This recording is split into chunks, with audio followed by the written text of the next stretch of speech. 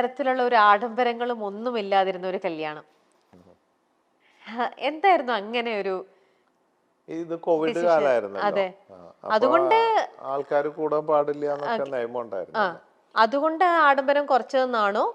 അല്ല, അപ്പൊ അത് ആ സമയത്ത് അങ്ങനെ ചെയ്യാൻ പറ്റില്ല എന്നുള്ളതുണ്ട്. പിന്നെ അപ്പൊ ഇന്നത്തെ അത് കാലത്തായിരുന്നെങ്കിൽ കഴിഞ്ഞിട്ട് വേറെ സമയത്ത് ഇതിന്റെ പാർട്ടി വെക്കണം എന്നൊക്കെ പറഞ്ഞെങ്കിലും മകൾക്ക് അങ്ങനെ വലിയ താല്പര്യമില്ല. സ്വർണ്ണ ഇടാനോ വലിയ പാർട്ടി നടത്താനോ അങ്ങനത്തെ ഒന്നും താല്പര്യമില്ല. അത് അപ്പാന്നാ വിളിക്കുക തന്നെ. എന്താന്ന് വെച്ചാൽ ചെയ്തോ, കുറച്ച് പാവങ്ങൾക്ക് കൊടുക്കുക, കുറച്ച് പാവങ്ങളുടെ കല്യാണം നടത്തി.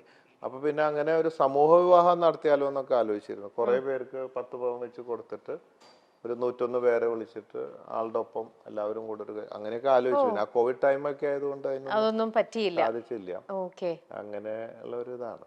ഓക്കെ. അപ്പൊ ഇങ്ങനത്തിലുള്ള കല്യാണങ്ങൾക്ക് പോകുമ്പോഴും എവിടെ പോയാലും എപ്പോഴും ബോച്ചയുടെ ഒരു കോസ്റ്റ്യൂം എന്ന് പറയുന്നത് ഇതാണ് അല്ലേ? ഇത് തന്നെയാണ്. എന്ത് അപ്പൊ ഈ ഒരു കോസ്റ്റ്യൂമിന് മൊത്തത്തിൽ പറഞ്ഞു കഴിഞ്ഞാൽ ബാത്റൂമിൽ പോകുമ്പോ ഇതല്ല കേട്ടോ.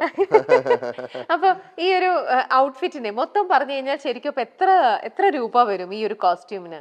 ഈ കോസ്റ്റ്യൂമിന് എനിക്ക് തോന്നുന്നത് എല്ലാം കൂടെ ഒരു 10,000-ന്റെ ചോട വരും. ആണല്ലേ? എല്ലാം കൂടെ ഇതെല്ലാം സ്റ്റിച്ച് ചെയ്യിപ്പിച്ചെടുക്കുന്നതാണ് എല്ലാം. അതെ മീൻ ഓക്കെ. അപ്പൊ ഇതില്ലേ ഈ സൈഡിൽ ഇവിടെ പ്രിന്റിലുണ്ടല്ലോ, അതാ മറ്റേ ഗിന്നസ് റെക്കോർഡ് കിട്ടിയ മാരത്തൺ പോയതിന്റെ അല്ലേ? പക്ഷെ നേരത്തെ വന്നപ്പോഴും ഇത് റണ്ണിന്റെ റെക്കോർഡാണ്. മറ്റേത് world piece Guinness record. Maradona കൂടെയുള്ള ഫോട്ടോ. അപ്പൊ ഇത് പണ്ട് നേരത്തെ ഇതേപോലെ വൈറ്റ് മുണ്ടിൽ ഇങ്ങനെ ഒരു റൈറ്റിംഗ് ഉണ്ടായിരുന്നില്ലല്ലോ. ഇല്ലായിരുന്നു. ഇതിപ്പോ ഞങ്ങള് ഇവിടെ ഇപ്പൊ കുറച്ച് ഡിസൈൻ ചെയ്ത് ഞങ്ങൾക്ക് ഒരു ഗാർമെന്റ് ഫാക്ടറി ഉണ്ട് തിരുപ്പൂര്. അപ്പൊ അവിടെ പല സാധനങ്ങളുണ്ട്, എക്സ്പോർട്ട് ചെയ്യുന്നുണ്ട്, പലതും ഫിജി കാട്ടിലേക്ക് ഉണ്ടാക്കുന്നുണ്ട്.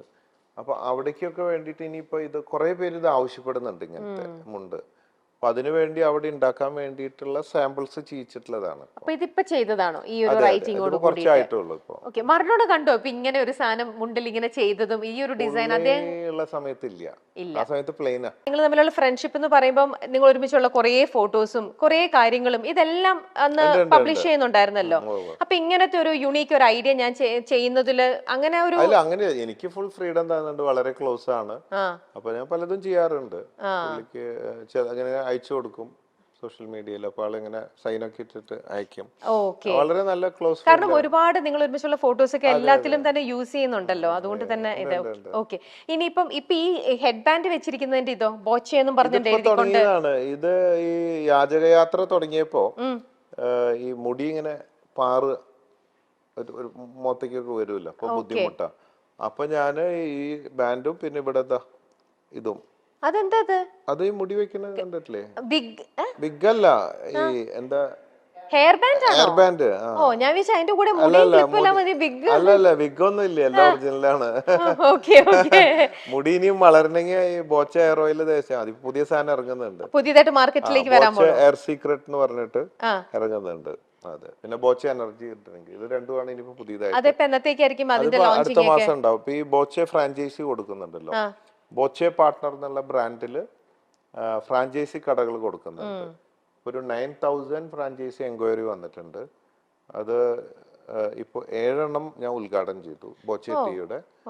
ഇനി ബാക്കി എല്ലാ ജില്ലയിലും 10 എണ്ണം വെച്ചാണ് ആദ്യം കൊടുക്കുന്നത്. രണ്ടുപേർക്ക് ഇത്ര പെട്ടെന്ന് വേണ്ടായിരുന്നായിരുന്നോ? അപ്പൊ അവിടെ പ്രിവെൻഷൻ ആവാമായിരുന്നു. പക്ഷെ കോണ്ടോ സാധനങ്ങളൊന്നും ആ നേരത്തെ ഉപയോഗിക്കാൻ പറ്റിയില്ല. എല്ലാം പെട്ടെന്നായിരുന്നു. ആക്രാന്തം പിടിച്ച പോലെ എന്ന് പറഞ്ഞ പോലെ ഈ പ്രിവെൻഷനൊക്കെ നല്ലതാണ്. പക്ഷെ ആ നേരത്തെ അതൊന്നും നടന്നില്ല. അങ്ങനെ കുട്ടി ഉണ്ടായി. അതാണ് അങ്ങനെയൊക്കെ ഉണ്ടാവുന്നത്. ഇത് പറയാം, പക്ഷെ എപ്പോഴും പ്രിവെൻഷൻ ഉണ്ടാവണം നല്ല ആഗ്രഹങ്ങളാണ്. നടക്കില്ല, ചിലപ്പോ നടക്കും. അങ്ങനെയൊക്കെയാണ്. അടുത്തത് സ്പോയിൽഡ് റിലേഷൻഷിപ്സ്. അങ്ങനെ ഉണ്ടായിട്ടുണ്ടോ? ഉണ്ടായിട്ടുണ്ട്. അങ്ങനെ ഉണ്ടായിട്ടുണ്ട്. ഒരുപാട് ഫ്രണ്ട്ഷിപ്പ് വേണമെന്ന് വെച്ചിട്ടല്ല, അങ്ങനെ ആയിട്ടുണ്ട്. പിന്നീട് തോന്നിയാവോ അങ്ങനെ ആയിപ്പോയല്ലോ എന്നൊക്കെ. മനുഷ്യരല്ലേ, തെറ്റുകൾ പറ്റാത്തവരില്ലല്ലോ. ഓക്കെ. അങ്ങനെയാണെങ്കിൽ ഈ ഇപ്പൊ റിലേഷൻഷിപ്പിനെ കുറിച്ച് ചോദിക്കഴിഞ്ഞാൽ ഇപ്പം കൂടുതൽ എല്ലാവരും ലിവിങ് ടുഗെദർ ഒക്കെ പ്രിഫർ ചെയ്യുന്ന ആൾക്കാരുണ്ട്. ബോച്ചയ്ക്ക് അങ്ങനെയുള്ള അതിനോടുള്ള ഒരു അഭിപ്രായം എന്തായിരിക്കും? നല്ലതാണ്, വളരെ നല്ലതാണ്. നമ്മുടെ ഈ കല്യാണം സമ്പ്രദായങ്ങളൊക്കെ അതൊക്കെ എന്നെ സംബന്ധിച്ച് അത് ശരിയായ ഒരു രീതിയായിട്ട് തോന്നുന്നില്ല. പിന്നെ സൊസൈറ്റിയാണ്, മതങ്ങളും കാര്യങ്ങളും അവരവരുടെ കൾച്ചറുണ്ട്, അവരവരുടെ കംഫർട്ട്, സൊസൈറ്റി അവരുടെ ജീവിതത്തിന് തെറ്റൊന്നുമില്ല അവരവരുടെ ഇഷ്ടത്തിനനുസരിച്ച്. പക്ഷെ അതൊക്കെ മേലെ നമ്മൾ അതൊക്കെ വിട്ടിട്ട് ചിന്തിക്കുകയാണെങ്കിൽ ഈ കല്യാണം കഴിച്ച് ജീവിക്കുമ്പോൾ നമുക്കൊരു ലൈസൻസ് കിട്ടിയ പോലെയാണ്. ഇത് നമ്മുടെ ആയി, നമുക്ക് ലൈസൻസായി. അടിമ എന്നർത്ഥമില്ല, എങ്കിലും എന്തൊക്കെ പറഞ്ഞാലും ആണും പെണ്ണും സമത്വം എന്നൊക്കെ പറഞ്ഞാലും അക്കാര്യത്തിൽ ആണുങ്ങളോട് ഒരു വ്യത്യസ്ത അഭിപ്രായമാണ് എനിക്കുള്ളത്. പെണ്ണുങ്ങളെ അവരുടെ താഴെ തന്നെയാണ് നിർത്തി, എല്ലാവരും അല്ലെങ്കിലും 99% അതൊക്കെ തന്നെയാണ്. അതായത് ഇപ്പൊ നമ്മള് ഒരു കാപ്പി ഉണ്ടാക്കി കൊണ്ടടി എന്ന് പറയും, ഭാര്യ ഒരു കാപ്പി ഉണ്ടാക്കി കൊണ്ടുവരാ എന്ന് പറയല് കുറവായിരിക്കും. അങ്ങനെ പറഞ്ഞാലത്തെ അവസ്ഥ സ്നേഹത്തിൽ പറഞ്ഞിട്ട് കൊടുക്കും, എന്നും പറയാൻ പറ്റുമോ? അപ്പൊ എന്ന് പറഞ്ഞ പോലെ ഓരോ ഭാഗത്തും അത് ഞാൻ തർക്കിക്കുമ്പോ ഞാൻ ജയിക്കാൻ വേണ്ടിയിട്ട് ഭാര്യയോട് പറയും, അത് ആണിന്റെ താഴെ തന്നെയാണ് പെണ്ണ്, കെടുക്കുമ്പോഴും നീ അടിയിൽ തന്നെയല്ലേ എന്ന് ചോദിക്കും.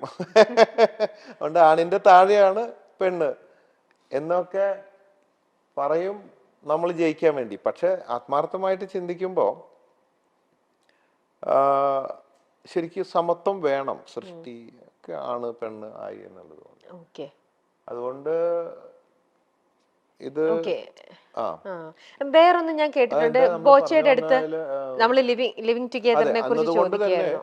ലിവിങ് ടുഗദർ ആവുമ്പോ ലൈസൻസ് ഇല്ല, രണ്ടുപേരും ഈക്വലാ, ആർക്ക് വേണമെങ്കിൽ ഇട്ടിട്ട് ആരെ വേണമെങ്കിൽ ഇട്ടിട്ട് പോവാം എപ്പോ വേണമെങ്കിലും. അപ്പൊ ഈക്വൽ സ്റ്റാറ്റസ്. മാത്രമല്ല എപ്പോഴും ബോയ് ഫ്രണ്ട് ഗേൾ ഫ്രണ്ട് എന്നുള്ളൊരു ഫീലിംഗ് ഉണ്ടാവും, പുതുമ നഷ്ടപ്പെടില്ല, എന്നും ഹണിമൂണാ. മറ്റേ ലൈസൻസ് കിട്ടിയിട്ട് വണ്ടി ഓടിക്കുന്നതും ആ ഒരു ഇതുണ്ടല്ലോ, അപ്പൊ അതിന് വലിയ ത്രില്ല് അങ്ങനെ കുറഞ്ഞു വരും. ഇതെന്നും ഗേൾഫ്രണ്ട് എന്ന് പറയാൻ പറ്റില്ലല്ലോ. ബോച്ചയുടെ വൈഫ് ഇത് കാണുന്നുണ്ടാവില്ല, അപ്പൊ ബോച്ചയുടെ ലൈഫിലും എന്താണല്ലേ?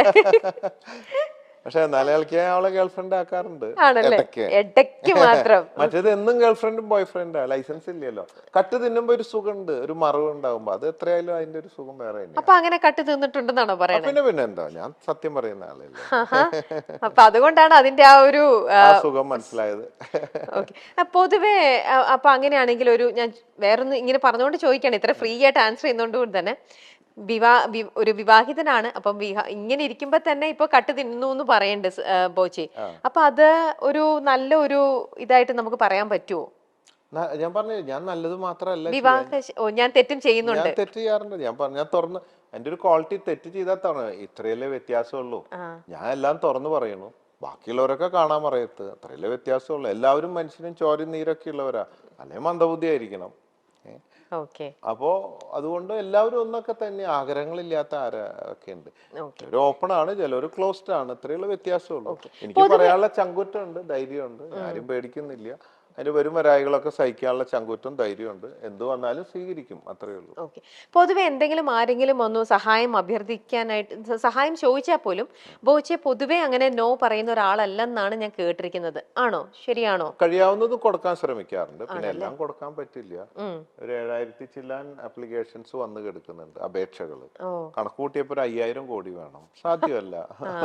അതില് ഓടിട്ട വീടാണ്, ടെറസാക്കി തരണം, അല്ലെങ്കിൽ എന്താ പറയാ, തമാശക്ക് പറയുകയാണെങ്കിൽ ഒരു കല്യാണം കഴിച്ചിട്ടുണ്ട്, ഒരു കല്യാണം കൂടെ കഴിച്ചാൽ കൊള്ളാം എന്നൊക്കെ പറഞ്ഞ പോലത്തെ അവസ്ഥയിലുള്ള ഒരുപാട് കാര്യങ്ങൾ.